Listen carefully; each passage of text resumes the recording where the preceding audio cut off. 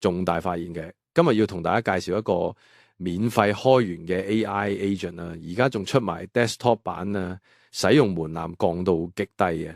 咁如果大家唔知 Hermes Agent 啊，係由 NUS Research 開發嘅一套 AI 助理框架。AI agent 同普通 Gemini 同 ChatGPT 嘅分別就係佢係真正能夠幫你控制電腦啦、調用工具啦、寫文件啊、搬檔案啦。當佢學識咗之後，佢仲可以自動幫你去執行。而家佢仲推出咗 desktop 版。以前開源工具令大家卻步嘅原因之一，就係要面對一個黑色嘅 CLI 界面，操作亦都好複雜。呢一個更新令到呢啲工具嘅門檻降到最低嘅。嗱，如果大家都想去開始用 AI agent 咧，唔想落後，而家絕對係一個好時機。首先講安裝嘅方法啦，好簡單，只需要上翻Hermes Agent 嘅官方網站，下載呢個 file，double click 等幾分鐘嘅就已經完成㗎。入到去之後，我哋第一件事要做嘅就係設定翻 model。Hermes Agent 本身其實係一個工具啊，佢就好似一套 Iron Man 嘅戰衣。就算性能幾強咧，但係如果冇人着住佢咧，係完全唔會有作用嘅。咁而家我教大家一個方法，就係用免費嘅額度玩最強嘅 Gemini 模型，取得 API key，首先登入 Google AI Studio。咁呢度提一提，香港地區係需要開 VPN，大家可以用 Surfshark 一個帳號咧，就可以幾部機使用。連接咗之後咧，我哋點咗下角 Get API key，然後右上角 Create API key，之後咧複製咧就完成啦。第一次用咧可能會叫你先 set 信用卡，呢個係驗證用啦。如果大家唔係點入去購買嘅話咧，Google 係唔會直接扣你錢嘅。我哋將呢個密碼貼翻上去 Hermes 設定入邊嘅 model 啦，最頂呢個位置。揀翻模型啊！如果測試用嘅話，選擇 Flash 嗰個版本會比較好啦。呢啲可以免費用嘅，額度比較高啊！唔會試裝兩下就玩晒嘅。大家都可以去翻 Google AI Studio，即係頭先拎 API 嘅地方啦嚇，就左手邊 Usage 上邊咧都可以睇到仲有幾多剩。我哋而家即刻去翻對話框試一試簡短嘅信息。如果 OK 就代表已經接通，如果大家覺得唔夠用嘅話，可以俾錢買啦。而家 Gemini 本身都唔算貴啦。咁如果有機會，我再開多一集同大家介紹其他更多嘅 LLM。有興趣記得訂閱 DMP 深度學習，下次出片就唔會錯過啦。其實界面咧亦都同平時大家用開嘅 Gemini 啊 ChatGPT 十分相似嘅，咁所以相信大家可以好直觀去使用啊。大家仲可以設定語言啊，同埋界面嘅顏色。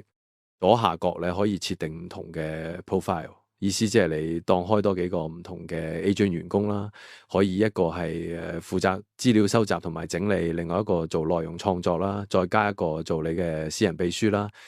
但係作為過來人咧，都建議大家，如果係新手嘅話咧，就盡量簡單，一開始唔好做多設置，盡量避免用太多時間停留喺解決 agent 操作同埋維護上。每次淨係叫 agent 幫你做一啲簡單嘅任務咧，一路累積上去咧，自然就會變成一個自動化框架咧。呢個係最穩定同埋成功感最高嘅做法。打開呢個頁面，你會見到好多預設嘅 skill。之前講龍蝦 OpenCore 都講過一集 skill，但係實在更新得太快，嚟緊可能都會再做多一集重新介紹啦。就好似你會見到咧第一個 Claude Code 嘅 skill 咧，大家玩 Vibe Code 嘅一定會認識。而呢啲 skill 咧就好似一份操作手冊咧，教你嘅 agent 點樣去連接其他嘅服務啦。大家亦都可以喺網上面，例如 GitHub、Cloud Hub 呢啲平台咧，揾到好多高質量嘅 skills。接通咗 agent 之後，你可以叫佢自己揾，或者俾條網址佢叫佢自己安裝啦，完全唔使自己搞。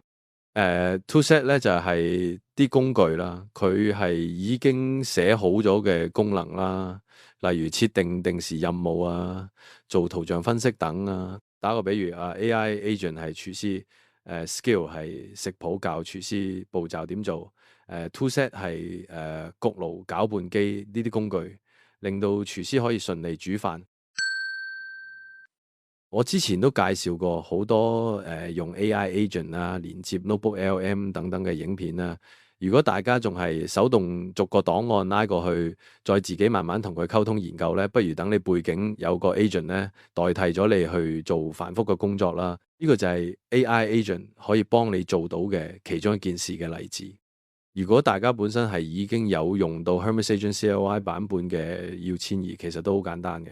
咁總共咧有兩個方法咧。第一個方法咧係設定個 Windows 指向你嘅 WSL 舊路徑。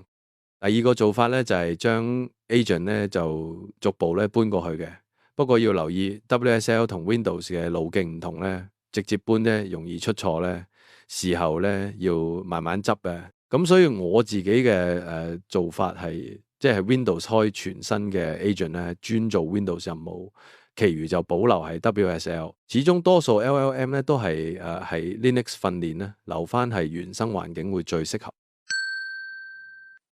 其實 AI agent 呢樣嘢，好多人覺得可能冇必要，但係我嘅見解係，當 AI 發展出一樣新工具，其實係應該要盡快跟上去，因為呢個就好似係一個個梯級一路搭上去，一路行。而家 AI 嘅速度實在太快，有一個助手幫你去追蹤，或者甚至叫佢幫你配置新工具呢，係有一個必要性喺度。有啲人可能會覺得俾 API 費好貴啊，的而且確係啦。但係其實以前你要請一個人幫你手，一個月其實係要俾最少10000蚊先至可以請到一個資歷比較淺嘅員工。而家你用幾百蚊一個月就能夠請到一個唔會請病假、完全效忠於你有博士學位嘅虛擬員工。咁如果覺得今日嘅內容幫到你，記得俾個讚支持下，分享俾你好需要用 AI agent 幫手嘅大忙人朋友，同埋記得訂閱，定期收到最新 AI 工具資訊。